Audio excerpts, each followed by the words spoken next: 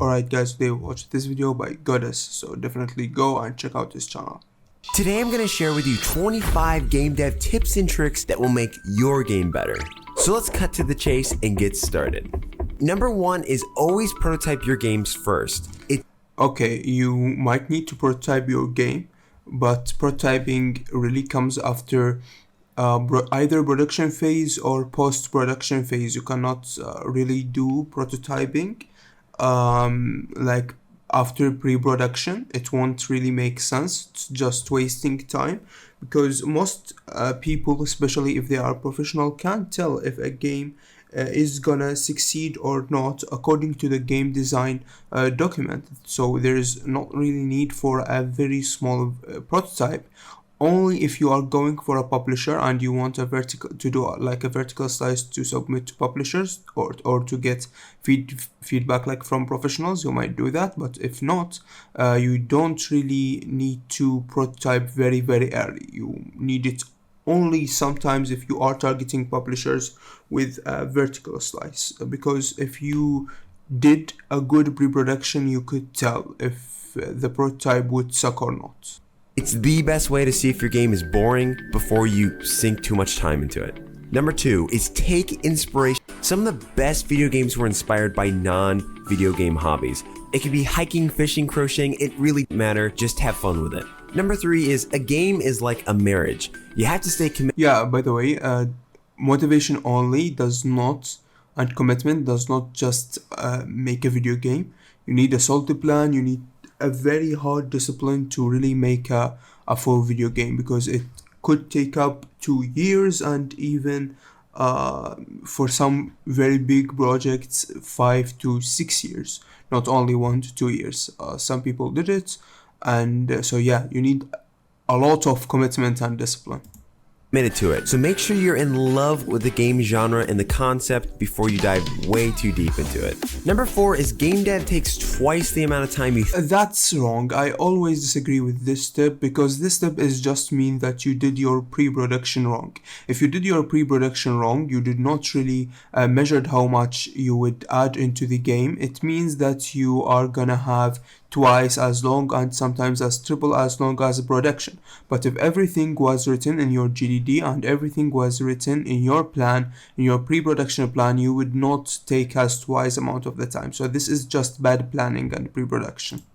think it will. So if you're going to create a game in a month, plan to finish it in about 2 weeks. Number 5 is get feedback as soon as humanly possible. I do also disagree somewhat with this point. You only need feedback in production and pre-production by professionals, because you are not gonna have a full experience of the game. Like, you're gonna have assets of the game, maybe codes, art, or some music, so you can get a professional feedback, but you cannot get a player feedback, because you need to present to the player at least a very decent experience, like a full game, first patch of first draft of the full game, and then see what the things that he did not like. If he didn't like the full game, this means that you screwed up. But if the feedback, the QA testing or the play testing said that there was problem with difficulty scaling, with glitches, bugs and stuff like that, accessibility options, you need to fix them, and this is okay. This happens, and by the way, you're gonna get a very big bug list and patches to do even after releasing the game. You need like at least a year of support for the game post-production wise. Ultimately, your intention is to release the game to the world where people will actually play it, so the sooner you can have those people play it, the better. Number 6 is reuse your code. There is that could not happen to you only if you made your code actually scalable and reusable, and you need to make frameworks more than only just a code. You could do like simple codes for obstacles and stuff like that, but we are talking about like dialogue quest systems, we're talking about audio systems, we are talking about a full save and load systems for the same genre of game, maybe, or something like that. A full multilingual support system. This is something that I literally use in all of my video games. So you need to make frameworks and assets that you are using in every project you are doing, because they make production really easier. And even very big companies do that. Like, do you think they are making Call of Duty each fucking year from the start to ground? No, they are using old assets and code. No point in rewriting a dialogue system if you've already coded one and it works perfectly. Always reuse when you can. Number 7 is the sooner you market your game, the better. But make sure you're only It's right, but you need to check if you had a publisher, because some publishers might limit your in the contract your marketing ability of the video game, because they might had a plan for it and they don't want you to ruin it. So you need to check the publisher if you have a publisher. using 1 to 2 social media channels, as any more could be way too hard to manage. And speaking of channels, number 8 is make a devlog. Marketing should not always be devlogs, especially for very big AAA titles. Like, imagine if they did devlogs for Expedition 33. Nobody want to see the complicated production about games like this. Only very little niche people, which are not the biggest market for their video game. So it's very different than indie games and stuff like that. So a devlog is not always the best thing to do.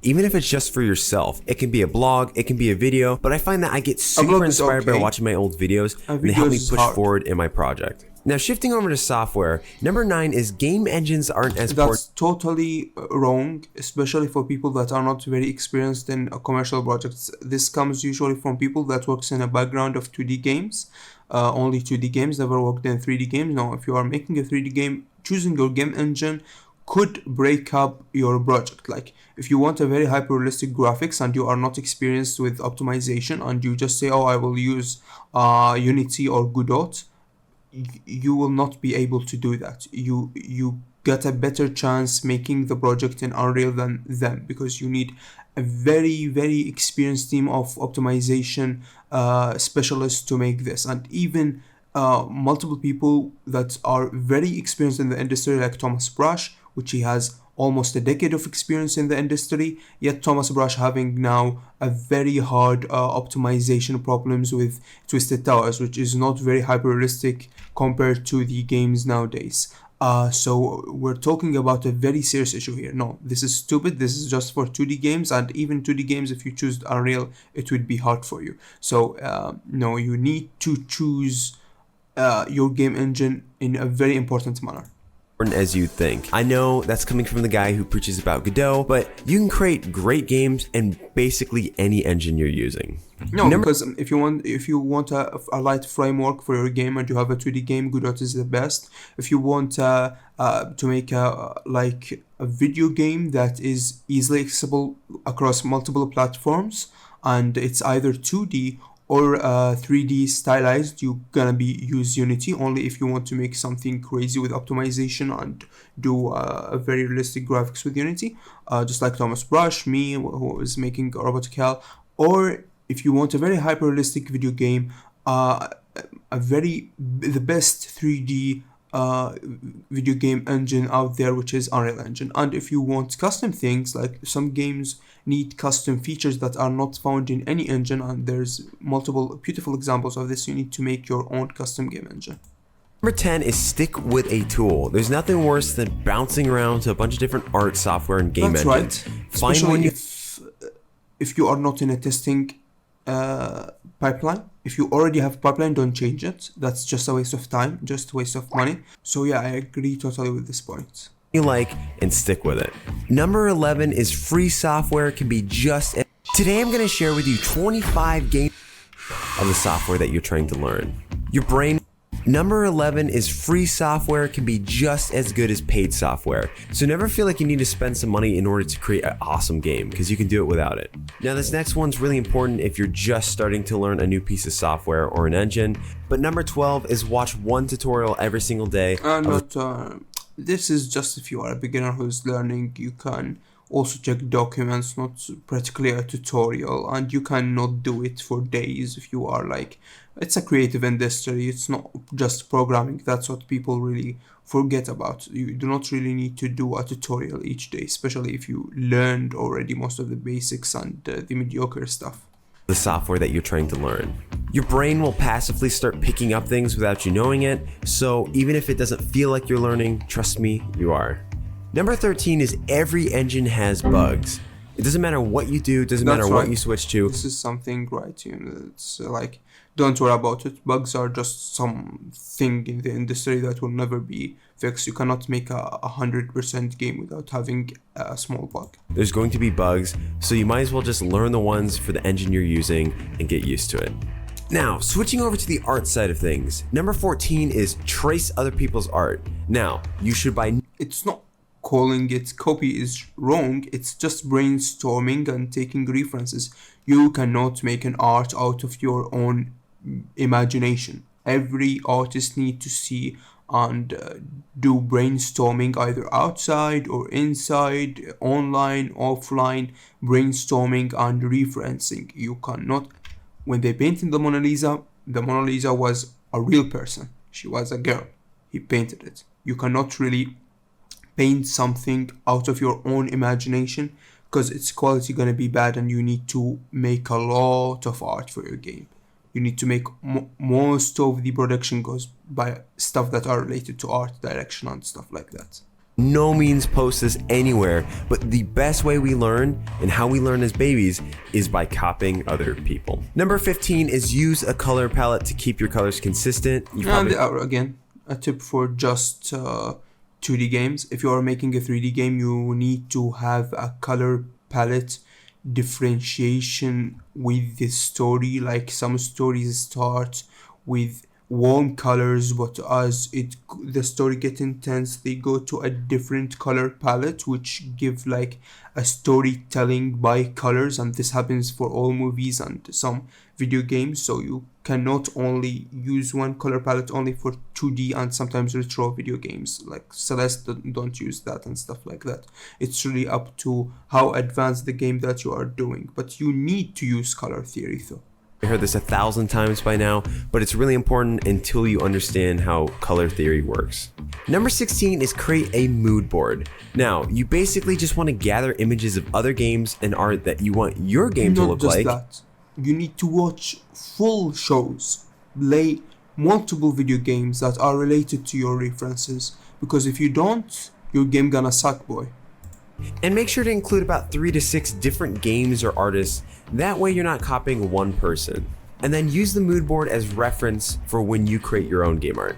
Number 17 is keep your art simple, especially if you're solo developing, because not if your strong point of the game is a cool arts, of course. If your main core is complicated system of the game, we're talking like simulators or open world or MMORPGs and stuff like that. Not even simulators, by the way, remove that point. I don't really you can make a simulator with low production, again depending on playtime and stuff like that, but like you can make impressive art if you want it. Yeah, it will, either it's simple or not, it will take most of the production time. You cannot really escape that. It's just a matter of how much you want the production time to be, because artwork takes a ton of time. And by keeping it simple, it's going to save you a lot of time and it's going to make you a lot happier. Number 18 is never... But again, making it simple means less marketability. Ever delete your art. I don't care. Nah, to me, I tell you this from the start.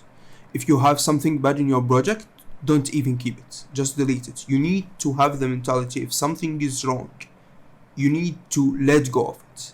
Because multiple things are going to be wrong in the project. Multiple things you need to really don't like defend and just remove. So if you build up the mentality, oh no, I don't think it's that bad, I'm gonna keep it and blah blah blah. No, you should have the mentality of deleting stuff that you do not really need, especially if you're going with a full production. It's the worst piece in the world. It's so important for you to save it, so when you do improve, you can look back and see the progress you've made. You will be able to see your progress in different ways, believe me. That's just wasting storage in your PC. Now it's time to move on to coding.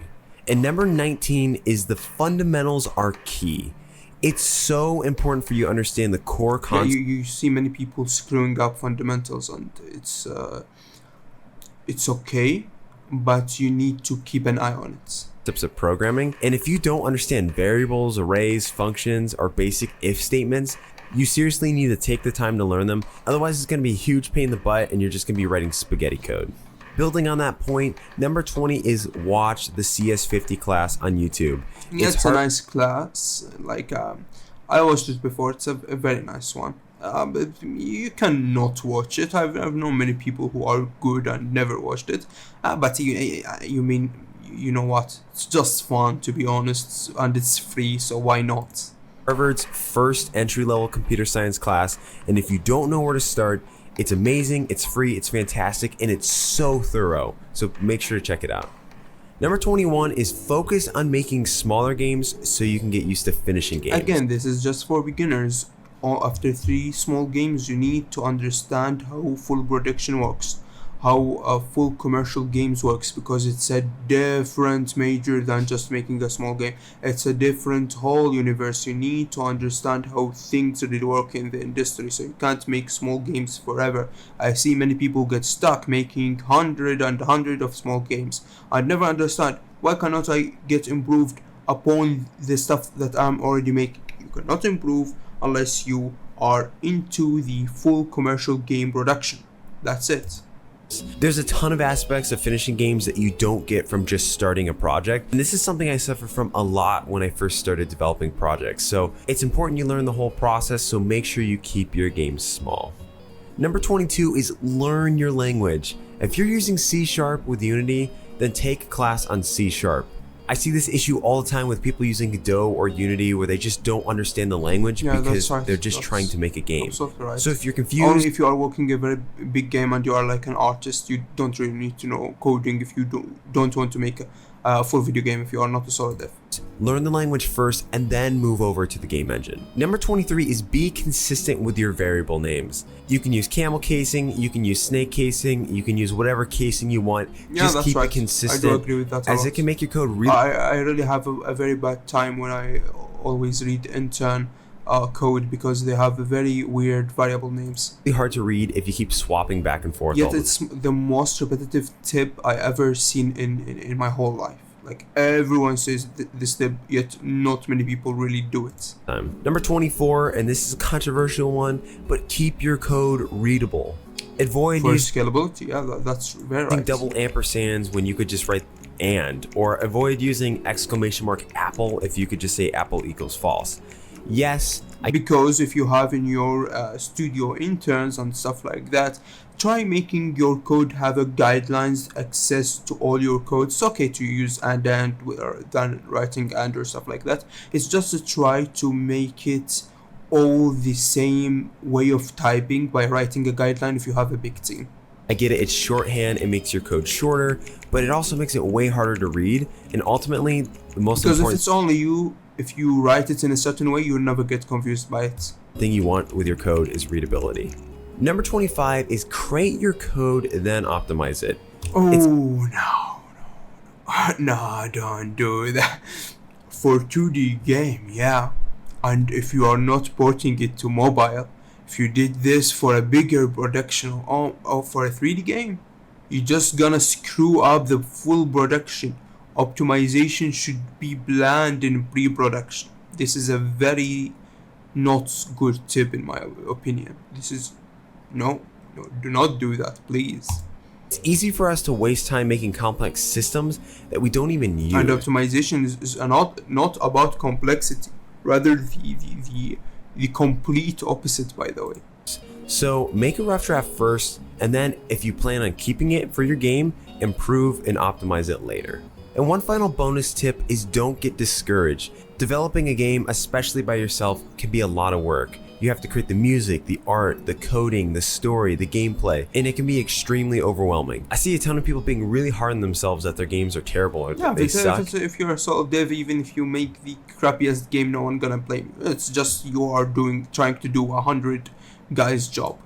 And that's just... Mostly you will fail. It's just the expected thing, to be honest. It's gonna be very weird if you, most solo dev, when they make a full game, it's, by the way, for full very big teams, it's like, what the fuck, how did you fucking nail that? Because it's weird. Most people should not make what a full company do themselves, and when they do it, it's very impressive. But when you fail, it's the expected thing. It's just for experience. That's why many people do solo dev. It's not fair to you considering the amount of time and effort you put into your work. So keep working hard and you will have success and you will finish. It just takes perseverance and dedication, but I believe that each and every one of you can create something awesome. If you found these tips helpful at all, or if you have any tips that you would like to share as well, please let me know in the comments down below. So, an amazing video by Goodgis. Definitely go and check out his channel. This video is a bit old, but yeah, go and check him out. Thanks for watching and see you in the next episode.